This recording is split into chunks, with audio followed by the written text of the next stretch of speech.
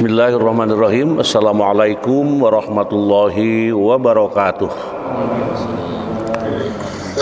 Alhamdulillahilladzi an'ama alaina bi ni'matil imani wal islam. Asyhadu an la ilaha illallah wahdahu la syarikalah wa asyhadu anna Muhammadan abduhu wa rasuluh. Allahumma salli ala Sayyidina Muhammad wa ala alihi wa sahbihi ajma'in. Rabbi syrah li sadri wa yassir li amri wahlul 'uqdatam min lisani yafqahu qawli amma ba'du. Qala Allah ta'ala fil Qur'anil Karim wa in ta'adzana rabbukum la in syakartum la azidannakum wala in kafartum inna azabi lasyadid al-ayah.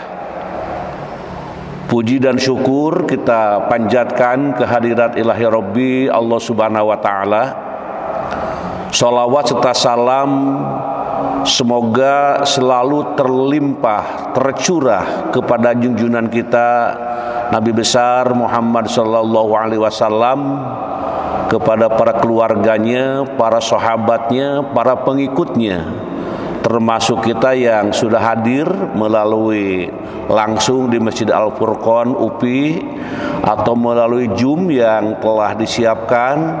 Semuanya insyaallah mudah-mudahan mendapatkan berkah rahmat dari Allah Subhanahu wa taala. Hadirin wal hadirat rahimakumullah. Pada tanggal 1 bulan Januari 2023 kami mendapatkan kesempatan berdakwah nih dari kampus UPI tercinta yang ada di Jalan Setiabudi nomor 209 Bandung. Mudah-mudahan yang pernah melewati Masjid Al-Furqan mungkin nostalgia ataupun pernah sujud di Masjid Al-Furqan. Mudah-mudahan semuanya dengan diawali tahun ini, tanggal 1 ini menjadi tanggal yang sangat populer, sangat bagus karena orang pada umumnya tahu itu, ingat tanggal 1 itu. Apalagi tanggal 1 Masehi. Di situ ada catatan khusus ya. Nah, makanya kami mulai dari Masjid Al-Furqan mudah-mudahan menjadi wasilah, menjadi berkah, rahmat di dalam mengembangkan dakwah kita di dalam ibadah kepada Allah Subhanahu wa taala. Dan juga terima kasih kepada pimpinan UPI, terutama para sesepuh UPI, para sesepuh Masjid Al-Furqan, para penasehat, para pengurus semuanya yang menyiapkan segala sesuatunya sehingga dakwah kita insya Allah lebih lancar, lebih sukses dan lebih mendapatkan berkah Allah Subhanahu wa taala. Terutama saya bergembira ini melihat Prof. Pakri Gapar yang selalu siap untuk melanjutkan dakwah kita. Terima kasih Prof, ini sudah mulai dari Al-Furqan. Mudah-mudahan Profesor Pakri Gapar selalu dalam sehat walafiat dan lindungan Allah Subhanahu wa taala. Sebelum kita memulai acara pengajian ini, kita awali dengan berdoa dahulu, terutama doa untuk para jamaah kita, kaum muslimin wal muslimat dan keluarga yang mungkin pada hari ini kurang sehat, sedang sakit. Doa kita mudah-mudahan menjadi penyebab untuk sembuhnya. Baik itu adalah kita yang hadir melalui Zoom atau langsung, atau juga yang sedang di rumah, yang sedang di rumah sakit. Mudah-mudahan semua yang sakit disembuh sehatkan oleh Allah Subhanahu wa taala. Al-Fatihah. A'udzubillahi minasyaitonirrajim. Bismillahirrahmanirrahim. Alhamdulillahirabbil alamin. Ar-Rahmanir-Rahim, Maliki yaumiddin. Iyyaka na'budu wa iyyaka nasta'in. Ihdinas siratal mustaqim. Siratal ladzina an'amta 'alaihim ghairil maghdubi 'alaihim waladdallin. Rabbighfirli amin. Allahumma rabban nasi mudhibal ba'si ishfi anta syafi la syafiya illa anta syifaan la yughadiru saqama. Amin. Doa untuk masing-masing. Allahumma afini fi badani, Allahumma afini fi sam'i, Allahumma afini fi basari, la ilaha illa anta. Amin. Kemudian doa yang kedua, doa sebelum kita mengkaji ayat yang sudah disiapkan, kita awali dengan memohon kepada Allah agar diberi kelancaran dan ilmu yang kita pelajari menjadi ilmu yang dapat bermanfaat, maslahat bagi kita dalam kehidupan di alam dunia ini dan juga menuju ke alam akhirat. Mudah-mudahan ilmu menjadi lebih bermanfaat. Rabbi shrah li sadri wa yassir li amri wahlul 'uqdatam min lisani yafqahu qauli. Allahumma aftah alaina hikmataka wansur alaina min khajaini rahmatika ya arhamar rahimin. Allahumma anfa'na bima 'allamtana wa 'allimna ma yanfa'una wa zidna ilma. Allahumma nawwir qulubana binuri hidayatik kama nawwartal arda binuri syamsik abadan abada bi rahmatika ya arhamar rahimin walhamdulillahi rabbil alamin. Kemudian tema yang kita siapkan sebagaimana telah dikirimkan lewat player sekaitan dengan kajian surah Al-Baqarah ayat 143, moderasi beragama dalam mewujudkan Islam rahmatan lil alamin. Nah, ini temanya menurut kami cukup menarik karena memang hari-hari ini kata-kata moderasi sedang bergeming, sedang sering didengar, sering dibaca di koran ataupun di mass media lain. Maka berkesempatan di tanggal 1 bulan Januari ini untuk mengawali dengan kata-kata moderasi. Moderasi beragama dalam mewujudkan Islam rahmatan lil alamin. Mudah-mudahan betul-betul ini menghantarkan judul ini kepada umat Islam dimanapun berada, menjadi umat yang selalu disayangi, dicintai oleh Allah Subhanahu wa Ta'ala. Mari kita lihat ayatnya dan kita baca sama-sama. Mudah-mudahan kita mendapatkan berkahnya dengan membaca ayat tersebut. A'udzu billahi minasy syaithanir rajim. Bismillahirrahmanirrahim. Wa kadzalika ja'alnakum ummatan wasatan litakunu syuhada'a 'alan nasi wa yakuna ar-rasulu 'alaikum syahida. Wa ma ja'alna al-qiblata allati kunta 'alaiha illa lina'lama man yattabi'ur rasul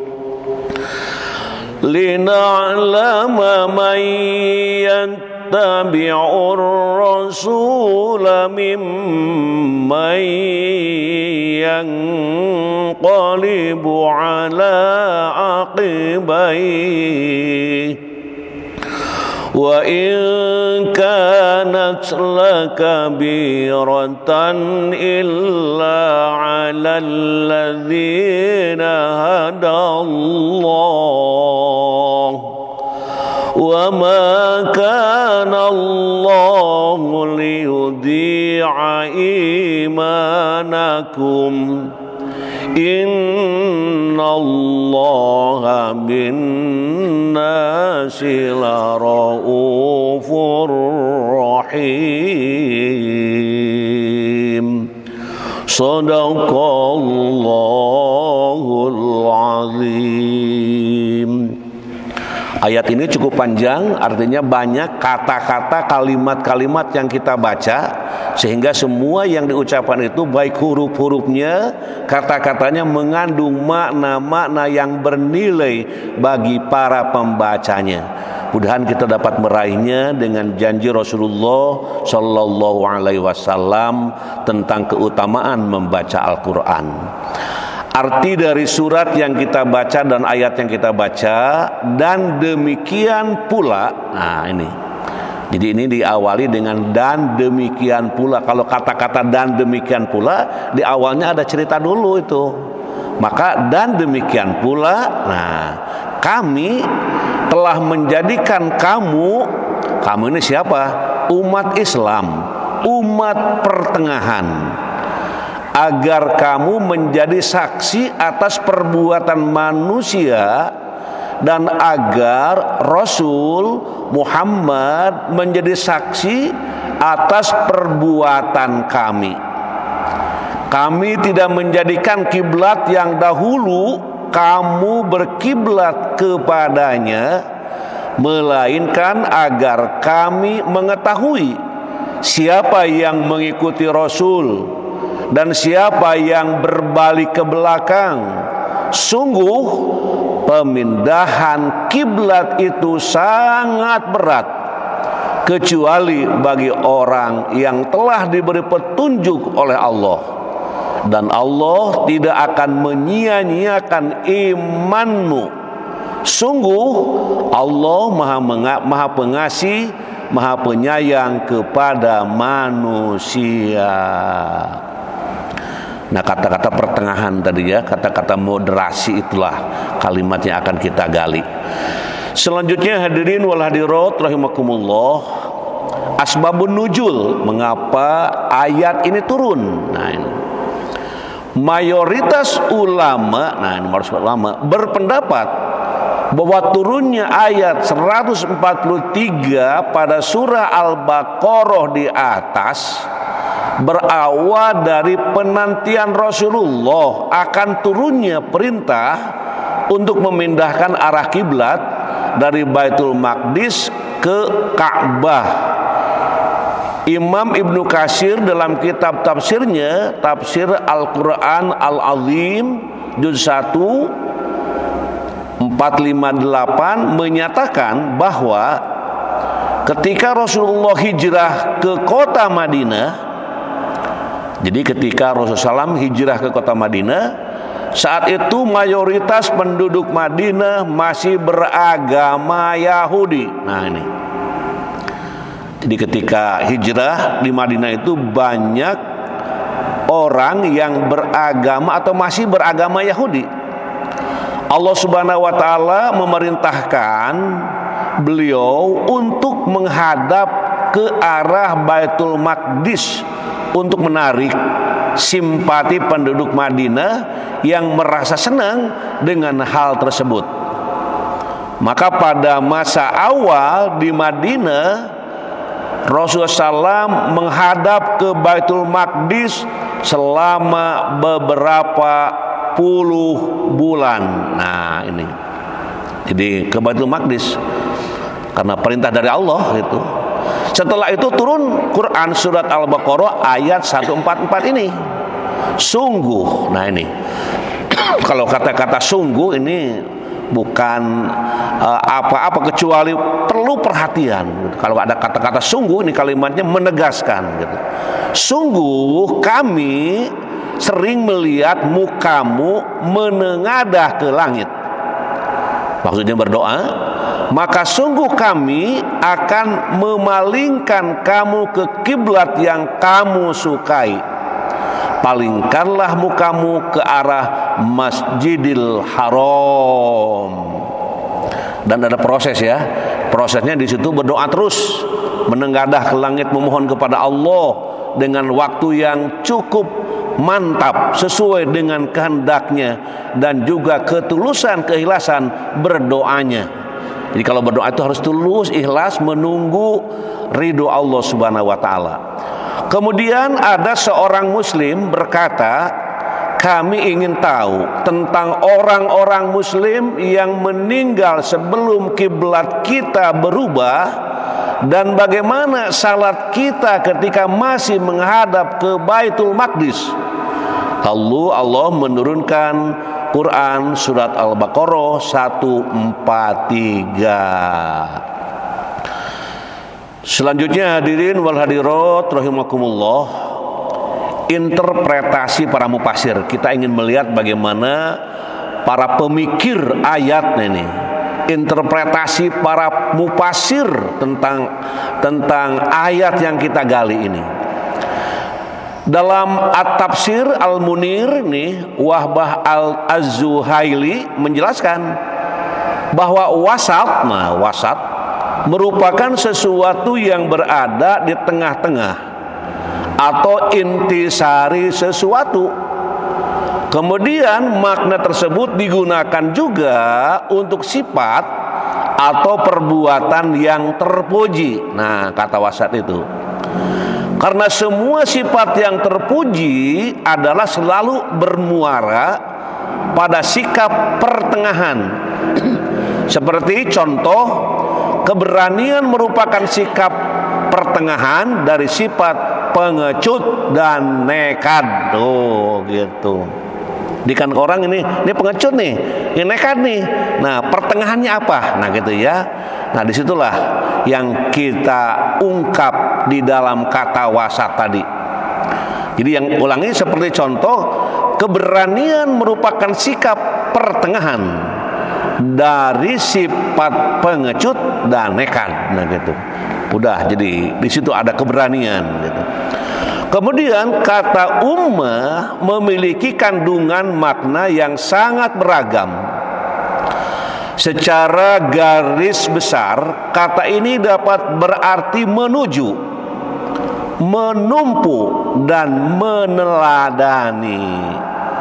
Menurut Ar-Raghib Al-Asfahani, kata ini dapat digunakan untuk menunjuk semua kelompok yang terhimpun oleh entitas tertentu. Bisa jadi entitas itu berupa waktu, tempat, suku, atau agama. Kemudian menurut Ibnu Faris dalam Mu'jam Maqayis Al-Lugha, kata ini dapat bermakna asal, pokok, al-aslu, rujukan, kemudian kelompok, ya, al-jamaah, dan juga agama, yaitu ad-din. Nah, itu makna dari yang kita ungkap. Kemudian selanjutnya, hadirin wal hadirat rahimakumullah, berkenaan dengan posisi umat Nabi Muhammad sebagai saksi. Nah, di sini Al-Zamakhsyari, ini Al-Zamakhsyari ini sudah terkenal ini, pemufasir ini. Al-Zamakhsyari menceritakan secara singkat, sesungguhnya pada hari kiamat umat-umat terdahulu menyaksikan datangnya risalah para nabi. Kemudian Allah mendatangkan umat Nabi Muhammad sebagai saksi agar mereka menyadari kesalahan penyangsian tersebut. Umat Islam berkata, sungguh para nabi telah menyampaikan risalah, dan ini tertuang dalam kitab suci Al-Quran yang disampaikan melalui lisan Nabi Muhammad sallallahu alaihi wasallam.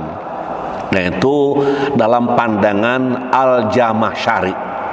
Udah berapa tafsir barusan? Yang pertama, lupa lagi nih. Yang kedua, halo, jangan sambil mengantuk, ngajinya biar berkah ya. Kalau ngantuk sekali-kali mah ya nggak apa-apa gitu. Imam At-Tabari dalam tafsirnya nih, di dalam tafsir Jami Al-Bayan At-Ta'wil Al-Quran menyebutkan bahwa makna wasaton adalah bagian yang berada di antara dua sisi. Nah, ini di antara dua sisi, yakni pertengahan.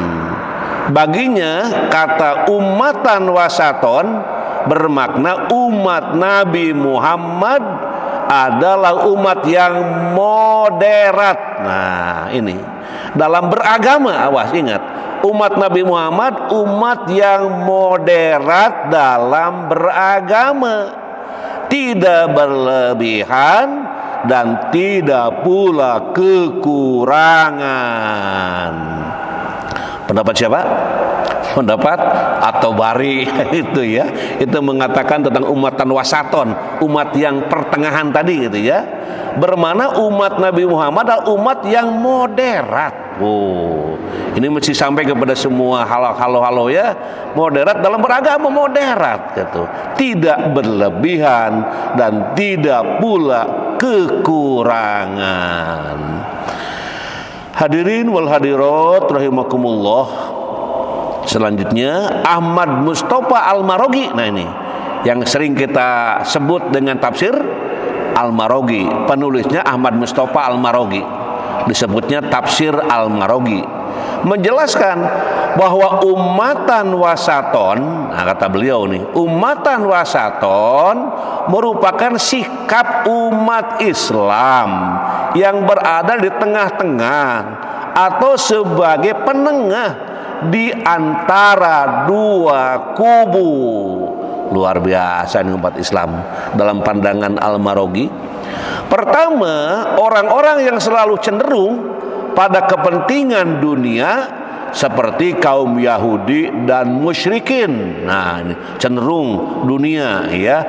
Menurut Al-Marogi cenderung dunia, kepentingan dunia. Nah, kedua, orang-orang yang membelenggu diri dengan adat kebiasaan dan kepentingan rohaniah, sehingga meninggalkan hal-hal yang bersifat duniawiyah, termasuk kebutuhan jasmani mereka.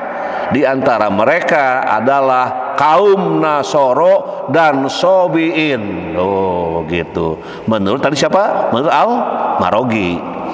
Nah itu. Kemudian dalam kitab tafsir Al-Kabir, nah ini tafsir keberapa ini? Al-Kabir karya Muqatil bin Sulaiman. Dalam tafsirnya, Muqatil mengartikan umatan wasaton dengan makna umat yang adil. Oh, keadilan di sini maksudnya adalah umat Nabi Muhammad merupakan saksi yang adil di antara manusia di akhirat kelak. Masya Allah.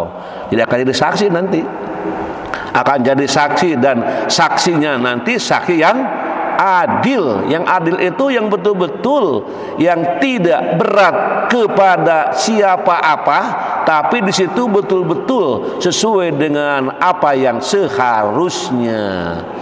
Nah itu pendapat tafsir Al-Kabir karya Muqatil bin Sulaiman. Hadirin wal hadirat rahimakumullah. Sedangkan Al-Jamasyari dalam kitab Al-Kasyaf, nah ini terulang lagi Al-Jamasyari pada tafsir yang kedua, pada kitab Al-Kasyaf Al-Haqaiq Gowaid Al-Tanzil menyatakan makna umatan wasaton ada dua, yakni pertengahan dan adil. Artinya umat Nabi Muhammad memiliki sifat moderat dan adil. Moderat di sini maksudnya adalah tidak condong kepada satu dari dua sisi. Jadi sama-sama matang, kiri kanan. Nah, tidak berat sebelah. Di sini kata Al-Jamasyari. Pandangan senada juga disampaikan oleh Abu Al-Lais As-Samarqandi nih dalam tafsirnya Bahrul Ulum. Ia berpendapat bahwa makna umatan wasaton ialah umat yang adil dan terbaik. Oh, ini sebab dalam kata wasaton terkandung makna adil dan terbaik. Ya ruhum wa addaluhum.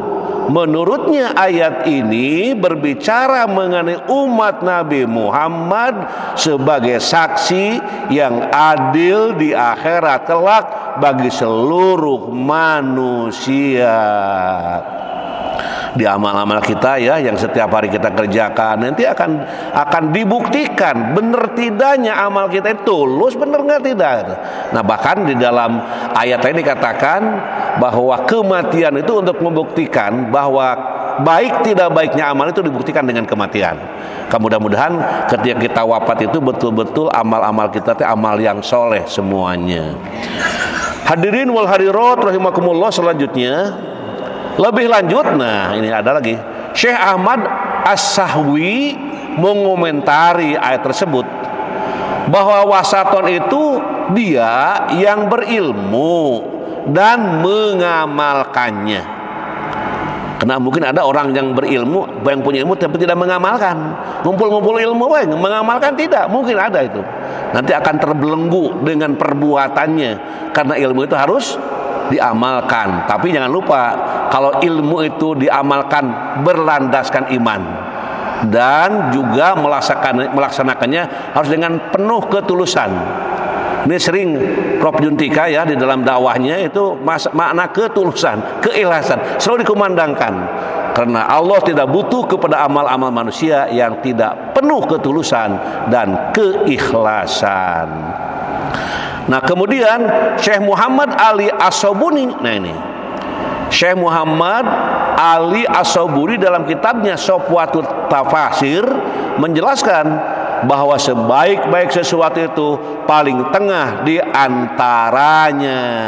Jadi pertengahan. Tadi ke kiri berat tidak, ke kanan berat tidak, sama-sama kiri dan kanan. Nah, inilah wasaton dalam pandangan tadi Ali As-Sabuni. Selanjutnya hadirin wal hadirat rahimakumullah. Selanjutnya Syekh Nawawi. Nah, ini sering dikatakan nih, sering diucapkan Syekh Nawawi Al-Bantani. Oh, ini. Jadi saya sering menanyakan, Ari Al-Bantani ada di mana? Halo, Al-Bantani di mana? Ya di Banten. dari Indonesia ini ada salah seorang Syekh Nawawi. Tapi di sini tidak al Indonesia, tapi Al Bantani karena ingin mengangkatkan di mana dia kelahiran di daerah tersebut. Tapi orang pada tahu Al Bantani itu di Indonesia. Nah, di Indonesia. Dan terkenal ini di dunia, Syekh Nawawi Al Bantani dalam tafsir Maroh Labid Likash makna Al-Quran Al-Majid memaknai ummatan wasaton dengan arti umat adil dan terbaik yang terpuji karena ilmu dan amalnya. Tuh dikuatkan lagi nih. Kata orang Banten, kata orang Indonesia yang lahir di Banten yang namanya mengangkat bangsa Indonesia, inilah modal mereka untuk menjadi saksi bagi seluruh manusia di akhirat kelak tentang kebenaran penyampaian risalah oleh para nabi. Berdasarkan penjelasan di atas, ini dapat disimpulkan bahwa makna umatan wasaton, nah ini makna umatan wasaton disaripatikan dari yang di atas tadi ada 3, yaitu pertengahan, moderat, nah kedua adil, ketiga terbaik, pilihan. Ulangi, kata-kata umatan wasaton setelah disarikan mengandung 3 hal. 1 artinya pertengahan, moderat, nah ini moderat ya. Yang kedua adil, masya Allah. Yang ketiganya terbaik, pilihan. Bukan main makna kata wasaton atau umatan wasaton tadi. Selanjutnya hadirin wal hadirat rahimakumullah. Nah ini ada pelajaran ayat ini, pelajaran ayat dalam tafsir Aisyarut Tafasir.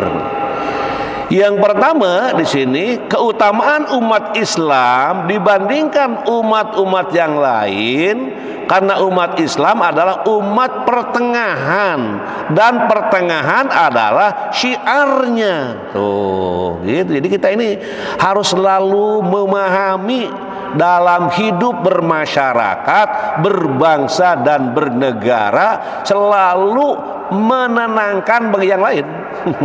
Jadi kalau kita naik angkot ya, ada ibu-ibu di situ, ada orang yang naik, katakan saja begitu duduk, Bismillah misal gitu ya, itu kan membawa ketenangan bagi para penghuni mobil yang lainnya gitu. Walaupun kedengarannya cuma sayup-sayup, tapi itu merupakan salah satu hal yang dapat memberikan ketenangan. Ketika ibu-ibu merasa takut tapi mendengar itu, wah jadi tenang kita ini. Kenapa? Yang ada di sekitar kita ini ada yang mengucapkan basmalah, menunjukkan ummatan wasaton. Nah itu. Kemudian yang kedua, kebolehan untuk menguji seorang mukmin dan memberikan penilaian baginya. Maksudnya mungkin di sini saling mengingatkan. Kalau ada yang sedikit terlalu ke depan, ingatkan. Contohnya dalam sholat, kan harus safnya lurus, kemudian rapat. Nah gitu ya. Itu kan salah satu bukti bahwa kita harus bersama-sama di dalam menuju ridho Allah melalui saf yang lurus dan rapat. Tapi kadang-kala orang suka tidak mau juga sih. Apalagi yang di pinggirnya anu banyak penilaian. Padahal Allah tidak melihat rupanya, tidak melihat hartanya, tapi yang dilihat oleh Allah adalah hatinya. Nah ini hadirin wal hadirat, kadang-kala orang suka pilih-pilih gitu ya. Saya mau dengan si anu, yang dengan si anu. Siapa tahu si anu yang dianggapnya kurang itu adalah justru datangnya rahmat dari situ. Nah itu yang kedua. Jadi kebolehan untuk menguji, saling mengingatkan sebagai mukmin dan memberikan penilaian baginya. Keberapa barisan?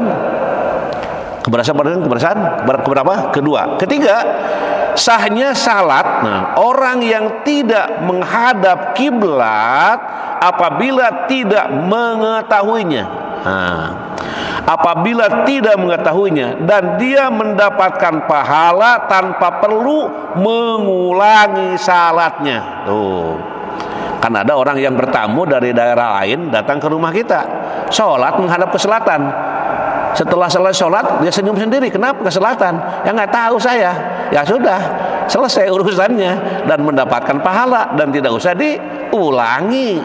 Kalau memang dasarnya tidak tahu. Kalau tahu sudah jelas ini Masjid Al-Furqan menghadap kiblat, menghadap ke utara gitu. Kenapa ke utara? Ingin coba-coba ke sana. Oh ini nggak bener, ini nggak boleh. Sesuai dengan ketentuan sholat menghadap kiblat. Nah gitu, mustaqbilal kiblat, mustaqbilal Ka'bah. Dan dia mendapatkan pahala tanpa perlu mengulangi salatnya, walaupun telah salat selama berbulan-bulan menghadap selain kiblat. Selama itu merupakan hasil ijtihad untuk mengetahui arah kiblat dan salat sesuai hasil ijtihadnya. Ya kalau ke daerah lain kan kita juga suka begitu gitu. Atau misalnya ke gunung lain mau sholat, ya kemana kita menghadap? Ya ke bagaimana ijtihad kita gitu. Walaupun sudah sholat kok menghadapnya ke utara nih, bukan ke selatan. Ya sudah, karena dasarnya tadi tidak tahu itu. Hadirin wal hadirat rahimakumullah. Selanjutnya nilai-nilai pendidikan. Nah, ini ayat ini mengandung nilai pendidikan. Mengapa diungkap nilai pendidikan? Karena pendidikan itu bernilai, memiliki nilai. Dan para pengajar lupa nilai, para ustadz lupa nilai, para kiai lupa nilai. Nah gitu ya. Padahal di situ mengandung nilai-nilai. Nah ini. Nah nilai dalam nilai-nilai pendidikan dari ayat yang kita baca tadi. Menurut penuntun yang pertama, mendidik menjadi hamba yang senantiasa mengikuti ajaran Allah dan Rasulnya. Nah ini, jadi kita mendidik. Bagaimana ini?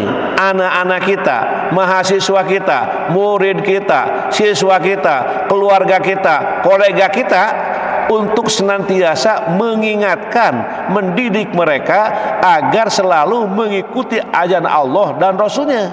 Ini tugas kita ini. Di umat Islam itu punya tugas, semuanya umat Islam itu guru, bahkan sekali-kali menjadi murid. Pak Haji Duliman gitu. Pak Duliman itu guru pribadi, sampai sekali-kali jadi murid. Nah dalam ceramah maksudnya gitu ya, punten gitu. Kemudian tidak jadi guru, tidak jadi murid, mungkin jadi pendengar. Aduh saya mau jadi pendengar juga nggak ada waktu. Tidak jadi guru, tidak jadi orang yang berilmu, tidak jadi murid, tidak jadi pendengar. Ya itu mencintai ilmu gitulah. Jangan tidak jadi orang yang berilmu, tidak menjadi murid, tidak menjadi pencinta ilmu, dan tidak menjadi pendengar ilmu. Itu disebutnya adalah celaka orang seperti itu.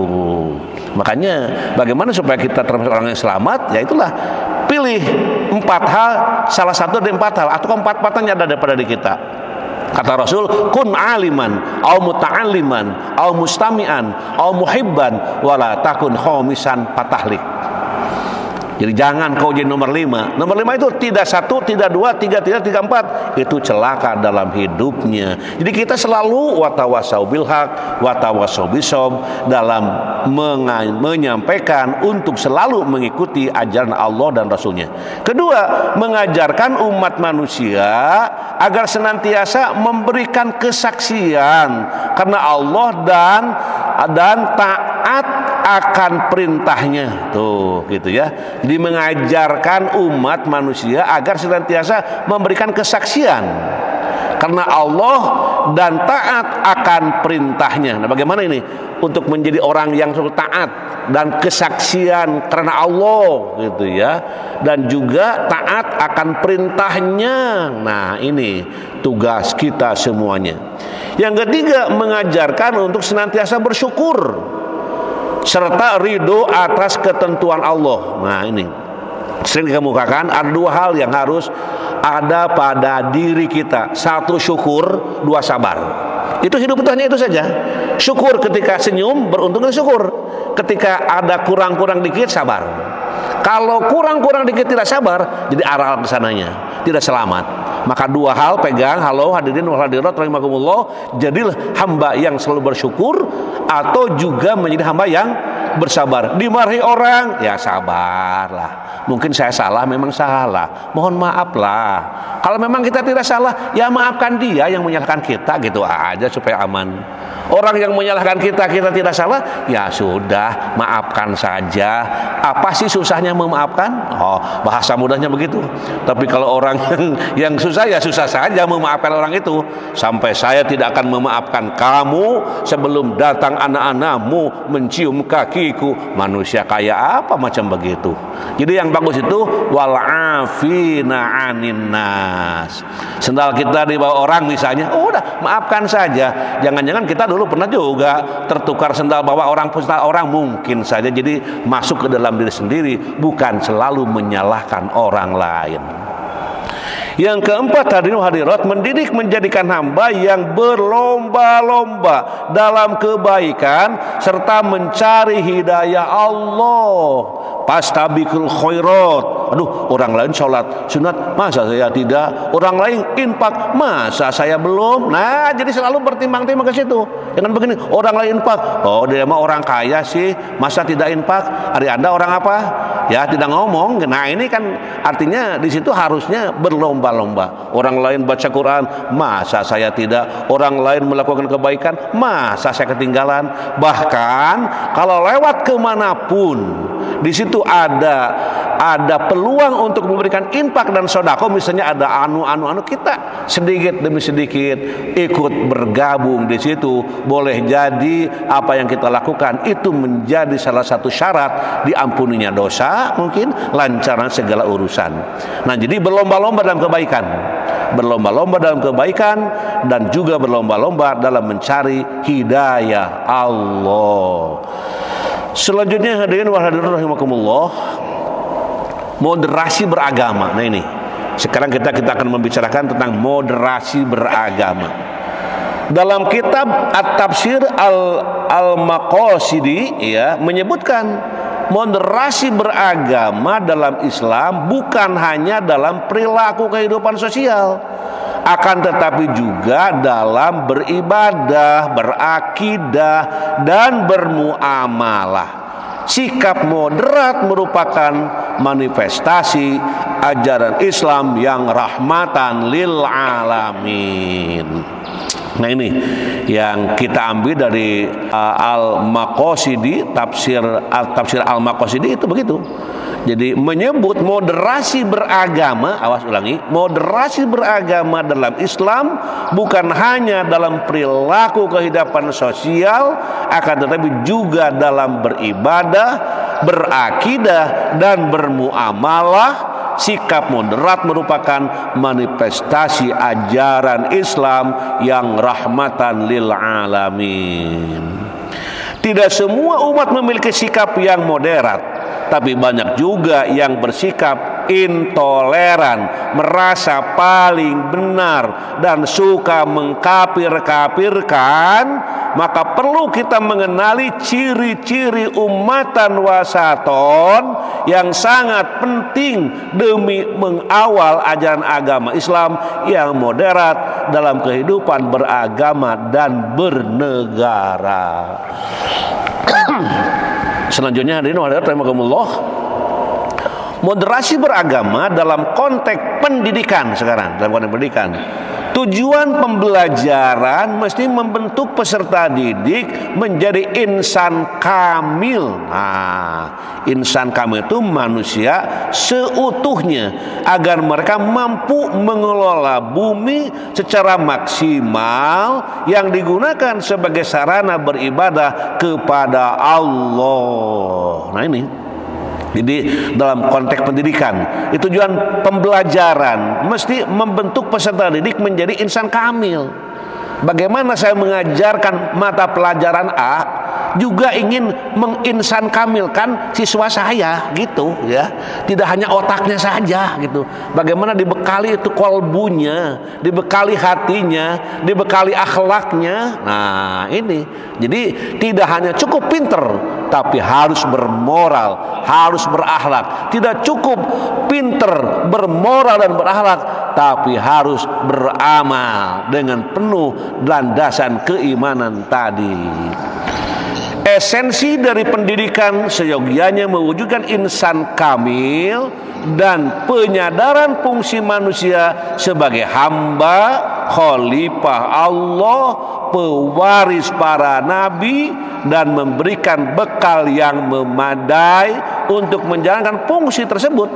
Faktanya pendidikan Islam telah berhasil membentuk bangsa Arab menjadi umatan wasaton, umat yang unggul, umat potensial, umat teladan, dan umat penebar cahaya Islam sehingga menerangi semesta alam. Ini kata-kata kunci di sini sangat mendasar. Saya ingin mengulangi ya. Esensi, nah ini esensi. Esensi dari pendidikan, ini pendidikan nih, seyogianya mewujudkan insan kamil dan penyadaran fungsi manusia sebagai hamba. Sebagai hamba, kita ini hamba, kita ini makhluk, kita ini manusia, ya.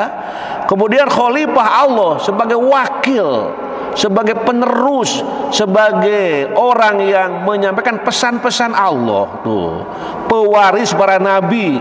Bahkan disebutkan dalam ungkapan yang lain, al ulama'u warasatul anbiya. Ulama-ulama itu orang-orang yang berilmu itu dan mengamalkan ilmunya itu dan takut dengan Allah itu adalah ulama pewaris para nabi. Di para ulama itu ada yang dikatakan ulama itu ada rasa takut sama Allah, tidak banyak ilmunya, sering amalnya, tapi enggak takut sama Allah. Ini ulamanya perlu disempurnakan, gitu ya, dengan merasa takut kepada Allah. Maka dikatakan di sini khalifah Allah, pewaris para nabi, dan memberikan bekal yang memadai untuk menjalankan fungsi tersebut. Faktanya pendidikan Islam telah berhasil membentuk bangsa Arab menjadi umatan wasaton, umat yang unggul, umat potensial, umat teladan, dan umat penebar cahaya Islam sehingga menerangi semesta alam. Termasuk Islam masuk ke daerah kita, ke kampung kita, ke rumah kita, ke kamar kita, semuanya menjadi masuknya Islam pada diri kita masing-masing. Hadirin wa hadirat rahimakumullah, selanjutnya setelah moderasi beragama, kita melihat misi risalah Islam yang sekaligus menjadi tujuan utama pendidikan adalah membersihkan dan menyucikan jiwa melalui ma'rifat, pengenalan kepada Allah, beribadah kepada Allah, dan penguatan ikatan interaksi humanis yang ditegakkan di atas dasar cinta, damai, egaliter, dan berkeadilan, sehingga manusia meraih kebahagiaan yang hakiki, yakni kebahagiaan di dunia dan di akhirat. Jadi bukan hanya dunia saja, apa dunia dengan akhiratnya. Makanya doanya Rabbana atina fid dunya hasanah wa fil akhirati hasanah wa qina adzabannar. Jadi ini betul-betul dunia akhirat. Hidup memang bukan hanya dunia saja, kita juga akan menuju ke akhirat. Ajaran dalam agama Islam tidak berhenti pada hubungan antara manusia dan Tuhannya semata. Nah ini, namun Islam juga mengandung ajaran yang mengatur hubungan antara sesama manusia serta hubungan manusia dan lingkungan. Ajaran tersebut dikenal dengan Islam rahmatan lil alamin. Nah mungkin masih ada orang yang apa sih rahmatan lil alamin? Nah ini jawabannya. Jadi rahmatan lil alamin itu diungkapkan dalam penjelasan barusan, bahwa di mana umat Islam juga selalu peduli peduli terhadap kehidupan bermasyarakat, berbangsa dan bernegara dengan hubungan-hubungan yang penuh dengan ridho Allah Subhanahu wa taala. Nah, jadi ajaran dalam Islam itu tidak berhenti hanya pada hubungan manusia dan Tuhan semata, namun peduli terhadap lingkungan, peduli terhadap manusia dengan hubungan-hubungan yang sangat baik dan lingkungan. Itu yang disebut dengan rahmatan lil alamin. Selanjutnya hadirin wal hadirat rahimakumullah. Namun, nah kalau ada namun lain kata-katanya nih. Tadi yang di atas bagus-bagus, namun. Nah, kalau ada namun ada apa? Ada pengecualian ya kalau ada namun. Namun, nah ini. Namun praktik pembelajaran di Indonesia setakat ini belum menghasilkan tujuan yang diharapkan. Tujuannya bagus, tapi masih dalam perjuangan, kira-kira itu bahasanya. Pembelajaran lebih tendensius pada capaian kognitif saja tanpa mengutamakan aspek nilai eksesnya ya. Hal ini bisa menimbulkan dekadensi moral, etika, dan budi pekerti peserta didik. Lebih lanjut, fenomena radikalisme, ekstremisme, dekadensi moral, rapuhnya kualitas spiritual mewabah dan menggejala sehingga memorak-porandakan sendi-sendi kehidupan bangsa, terutama hal yang paling mengkhawatirkan adalah kalangan peserta didik terlibat di dalamnya. Halo? Kok seperti serius begitu? Biasanya. Selanjutnya hadirin rahimakumullah, selanjutnya dalam rangka mengatasi fenomena tersebut. Nah ini, tadi kan ada namun tuh. Nah, kemudian ada cara mengatasinya. Dalam rangka mengatasi fenomena tersebut, sistem pendidikan harus mengusung konsep moderasi beragama, menginternalisasikan nilai-nilai wasatiyah dalam posisi pembelajaran dengan menjadikan kualitas spiritual berupa keyakinan sebagai arus utama dalam muatan kurikulum, proses pembelajaran dan materi bahan ajar. Jika tidak, hal tersebut bisa menghasilkan sistem pembelajaran yang lemah dan para peserta didik yang kering dari spiritual. Nah ini, jadi ini masuk ke dalam pembelajaran tentang konsep moderasi beragama, menginternalisasikan nilai-nilai wasatiyah. Selanjutnya hadirin wal hadirat rahimakumullah. Nah ini kita bicara tentang ciri-ciri orang yang memiliki sikap moderat, yang melahirkan ukhuwah atau khairul ummah, yang melahirkan khairul ummah, umat yang terbaik. Ibnu Ashur dalam Maqasid Asy-Syari'ah, nah di sini mengungkapkan, jadi ciri-cirinya itu yang pertama tawasud. Ini ya, tawasud itu apa? Mengambil jalan tengah. Selalu mengambil jalan tengah. tidak condong tadi kan, tidak condong kiri dan kanan, ke jalan tengah. Nah, tawasud, bahasa Arabnya tawasud. Apa? Tawasud, mungkin jarang mendengar ya kata tawasud. Nah sekarang mah harus sering mendengar kata tawasud. Yang kedua tawazun, seimbang. Ketiga i'tidal, lurus dan tegas. Dalam sholat kan ada i'tidal tuh, berdiri lurus, itu i'tidal. Kemudian tasamuh, toleransi. Kemudian musawah, egaliter. Nah, terus masih ada yang lain. 6 syura, musyawarah. Kemudian 7 islah, reformasi. 8 tatawur wal ibtikar, dinamis dan inovatif. Kemudian aulawiyah atau mendahulukan yang prioritas. Dan yang ke-10 tahaddur, berkeadaban. Ada berapa? Ada berapa? 10. Apa yang 10 itu? Ciri orang-orang yang memiliki sikap moderat. Nah ini. Jadi anak-anak harus tahu, ini para mahasiswa harus tahu. Gimana sih yang moderat itu?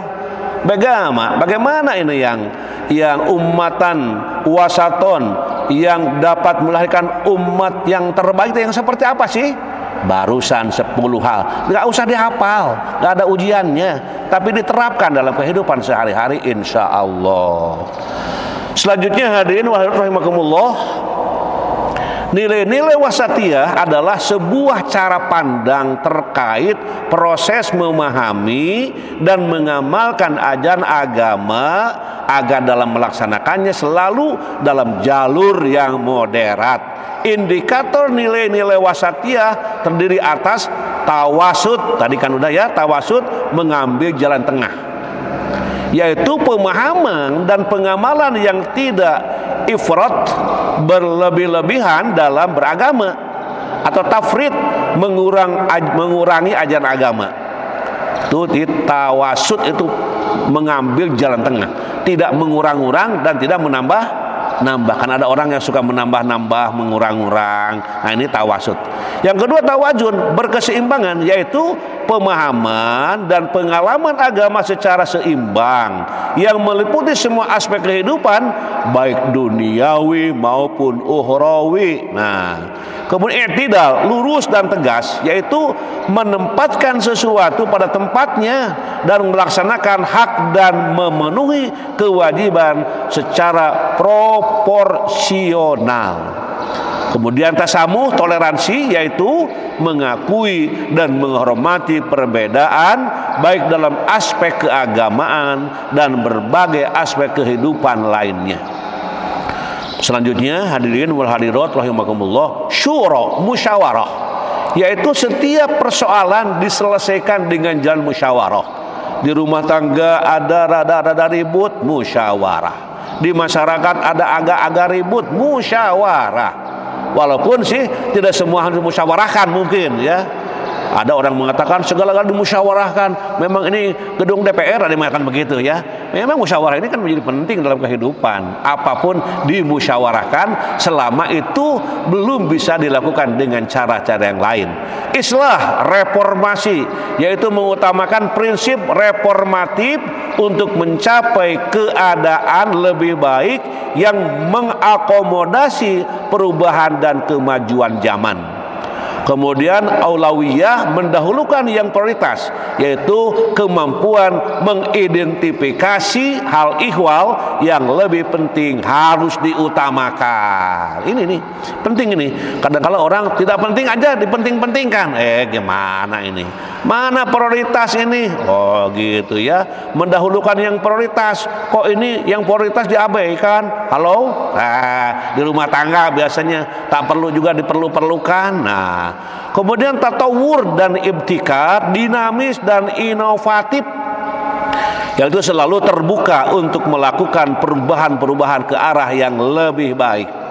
Kalau ada yang kurang bagus, ayo kita perbaiki bersama. Tahadur, berkeadaban, yaitu sikap yang mengedepankan akhlak karimah, karakter, identitas, dan integritas.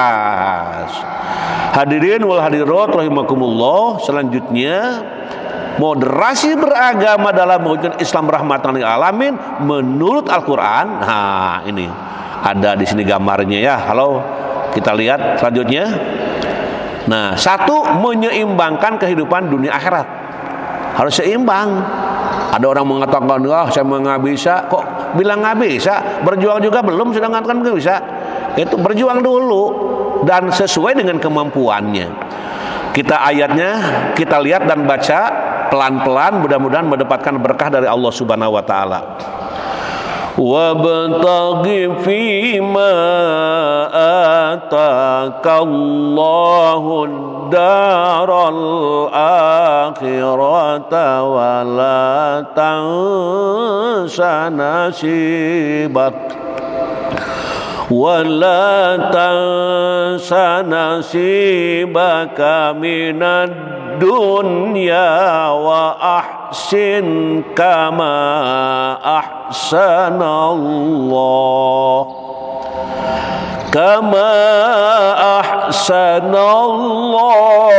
ilaika wa la tabghil fasada fil ard innallaha la yuhibbul mufsidin. Dan carilah pahala negeri akhirat dengan apa yang telah dianugerahkan Allah kepadamu. Tetapi, nah ada tetapinya. Tetapi janganlah kamu lupakan bagimu di dunia dan berbuat baiklah kepada orang lain sebagaimana Allah telah berbuat baik kepadamu. Dan janganlah kamu berbuat kerusakan di muka bumi. Sungguh Allah tidak menyukai orang-orang yang berbuat kerusakan. Dalam ayat ini ada 3 sikap yang mesti kita miliki sebagai insan beriman, yaitu hidup seimbang dalam mengejar dunia dan akhirat, berkesinambungan dalam berbuat baik, dan tidak melakukan kerusakan dalam kehidupan. 3 hal ya, jangan lupa dari apa yang kita baca. Terus selanjutnya hadirin wal hadirat rahimakumullah, 2 umat Islam dituntut memiliki sikap moderat dalam berinfak atau bersedekah, yakni memilih jalan tengah antara tidak bersikap menghambur-hamburkan harta, boros, dan tidak pula kikir. Ini harus seimbang ini. Nah, ini ayatnya kita baca bareng-bareng. Ayo sama-sama, mudah-mudahan mendapatkan berkahnya. وَالَّذِينَ إِذَا أَنفَقُوا لَمْ يُسْرِفُوا وَلَمْ يَقْتُرُوا وَكَانَ بَيْنَ ذَلِكَ قَوَامًا. Dan termasuk hamba-hamba Tuhan yang Maha Pengasih, orang-orang yang apabila menginfakkan harta, mereka tidak berlebihan dan tidak pula kikir, di antara keduanya secara wajar-wajar saja. Berlebih-lebihan tidak, berkikir-kikiran jangan, gitu ya. Berlebih-lebihan jangan, berkikir-kikiran jangan. Jadi harus pertengahan saja. Oke, selanjutnya hadirin wal hadirat rahimakumullah, berpegang pada tali agama Allah nih. Dzuribat 'alaihimudz dhillatu aina ma suqifu illa bihablim minallahi wa hablim minan nasi wa ba'u bi ghadabim minallahi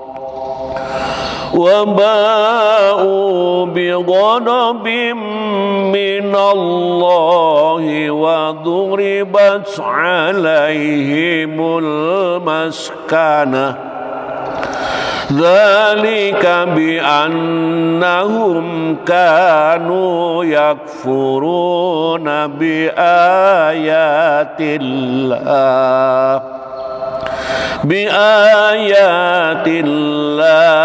wa yaqtulunal anbiya'a bighairi haqq.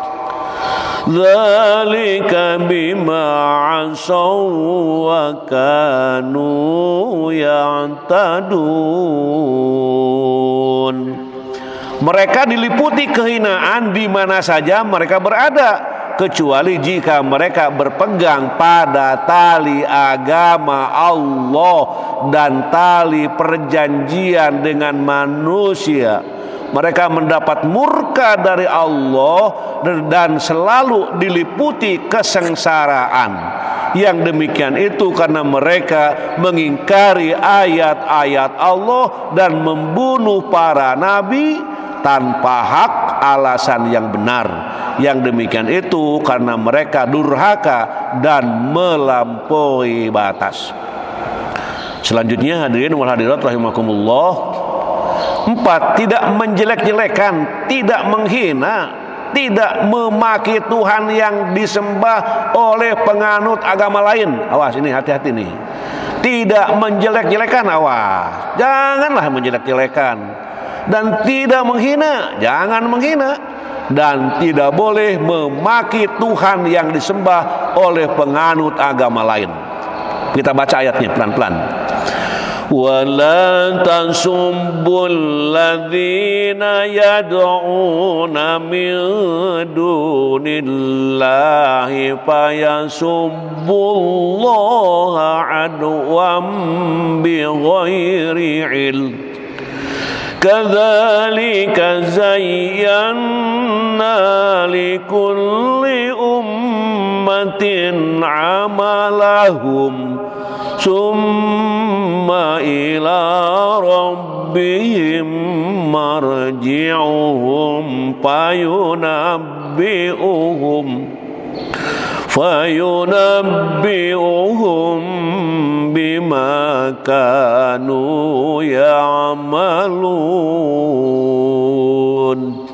Dan janganlah kamu memaki sembahan yang mereka sembah selain Allah, karena mereka nanti akan memaki Allah dengan melampaui batas tanpa dasar pengetahuan. Awas, hati-hati. Jangan apa tadi? Jangan apa? Jangan mencaci, menjelek-jelekan, memaki-maki Tuhan orang lain. Jangan gitu ya. Tadi disebutkan dalam Al-Quran. Dan janganlah kamu memaki sesembahan yang mereka sembah selain Allah, karena mereka nanti akan memaki Allah dengan melampaui batas tanpa dasar pengetahuan. Demikianlah kami jadikan setiap umat menganggap baik pekerjaan mereka, kemudian kepada Tuhan tempat kembali mereka, lalu Dia akan memberitahukan kepada mereka apa yang telah mereka kerjakan. Selanjutnya hadirin, 5. Berbuat baik dan berlaku adil terhadap orang-orang yang tiada memerangimu karena agama.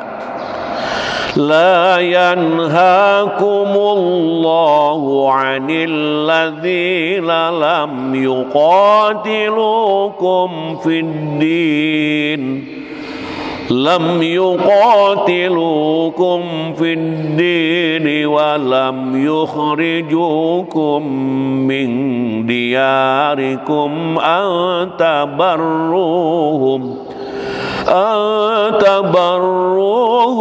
wa tuqsitu ilaihim innallaha yuhibbul muqsitin.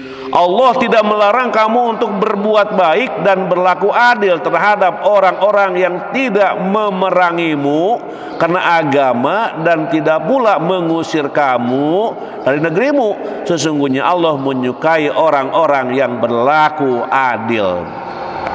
Selanjutnya hadirin wal hadirat rahimakumullah, Asbabun nuzul ayat di atas sebagaimana diriwayatkan oleh Ahmad dan Al-Hakim dari Abdullah bin Jubair bahwa suatu ketika Asma, putri tercinta dari sahabat Abu Bakar As-Siddiq, didatangi oleh ibunya Qatilah yang saat itu masih kafir.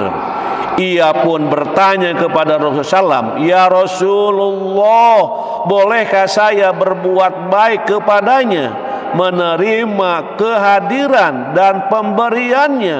Rasulullah SAW menjawab, kemudian, "Boleh wahai Asma bin Abu Bakar." Maka turunlah ayat ke-8 surah Al-Mumtahanah sebagai penegasan bahwa bertoleransi, saling menghargai harus tetap dilakukan sekalipun kepada yang berbeda agama. Halo? Jelas? Apa yang jelas? Apa yang dijelaskan? Apa yang jelas? Apa yang dijelaskan? Insya Allah. Selanjutnya, masih ada sedikit lagi. Nah, menegakkan kebenaran dan keadilan terhadap siapa saja, kapan saja, dan di mana saja. Ya ayyuhalladzina amanu kunu qawwamina lillahi syuhada'a bil qist ولا يجرمنكم شنآن قوم على ألا تعدلوا اعدلوا هو أقرب للتقوى واتقوا الله إن الله خبير بما تعملون. Wahai orang-orang yang beriman, jadilah kamu sebagai penegak keadilan karena Allah ketika menjadi saksi dengan adil, dan janganlah kebencianmu terhadap suatu kaum mendorong kamu untuk berlaku tidak adil. Berlaku adillah, karena adil itu lebih dekat kepada takwa, dan bertakwalah kepada Allah. Sungguh Allah maha teliti terhadap apa yang kamu kerjakan. Hadirin wal hadirat rahimakumullah yang selalu mengharap Allah, ini senantiasa bermusyawarah. Ayatnya ayat 159 Ali Imran. Fabima rahmatin minallahi linta lahum walau kunta faddan ghalidhal qalbi lan faddu min hawlik fa'fu anhum wastaghfir lahum wasyawirhum fil amr fa idza azamta fatawakkal 'ala Allah innallaha yuhibbul mutawakkilin. Maka berkat rahmat Allah engkau Muhammad berlaku lemah lembut terhadap mereka. Sekiranya engkau bersikap keras dan berhati kasar, tentulah mereka menjauhkan diri dari sekitarmu. Karena itu maafkanlah mereka dan mohonkanlah ampunan untuk mereka, dan bermusyawarahlah dengan mereka dalam urusan itu. Kemudian apabila engkau telah membulatkan tekad, maka bertawakallah kepada Allah. Sungguh Allah mencintai orang-orang yang bertawakal. Selanjutnya hadirin wal hadirat rahimakumullah, dalam tafsir Al-Misbah dijelaskan ayat tersebut mengandung 3 cara Rasul dalam berdakwah yang berisi pesan moral bagi pemimpin sebuah bangsa. Pertama, Rasulullah SAW senantiasa bersikap lemah lembut baik terhadap kawan maupun lawan. Kedua, Rasulullah SAW senantiasa bersikap lapang dada, mudah memaafkan dan memohonkan ampunan bagi setiap kesalahan siapapun. Ketiga, Rasulullah SAW senantiasa mentradisikan hidup bermusyawarah dalam setiap mengambil keputusan. Dalam As-Siyasah Asy'ariyah diungkapkan tidak seorang pun di dunia ini yang paling sering melakukan musyawarah dengan para sahabat kecuali Rasulullah Muhammad sallallahu alaihi wasallam. Selanjutnya hadirin wal hadirat rahimakumullah, saling menghargai, toleransi. Terus nomor selanjutnya, tidak berselisih pendapat. Oke, selanjutnya doa. Kalau sudah doa terakhir biasa juga doa. Rabbi auzini an ashkura ni'mataka allati an'amta alayya wa ala walidayya wa an a'mala sholihan tardahu wa adkhilni bi rahmatika fi ibadikas sholihin. Ini doa yang selalu dibaca ya oleh kita, oleh keluarga, oleh masyarakat kaum muslimin. Ya Tuhanku, berikanlah aku ilham untuk tetap mensyukuri nikmat-Mu yang telah Engkau anugerahkan kepadaku dan kepada dua orang ibu bapakku, dan untuk mengerjakan amal soleh yang Engkau ridhoi, dan masukkanlah aku dengan rahmat-Mu ke dalam golongan hamba-hamba-Mu yang saleh. Pada minggu yang lalu ada doa yang mirip. Kalau sekarang diambil dari An-Naml 19, halo, minggu yang lalu dari mana? Dari Al-Ahqaf ayat 15. Halo, yang pengajian minggu yang lalu mungkin ada yang ikut di sini. Halo semuanya, hampir mirip tapi ujung ke belakangnya beda. Ada yang berbeda, tapi semuanya itu diawali dengan kata-kata yang kita lihat, yang kita baca. Mudah-mudahan pengajian kita diridhoi Allah Subhanahu wa taala, dan mudah-mudahan kita semuanya tetap dalam sehat wal afiat, dilindungi oleh Allah Subhanahu wa taala. Assalamualaikum warahmatullahi wabarakatuh.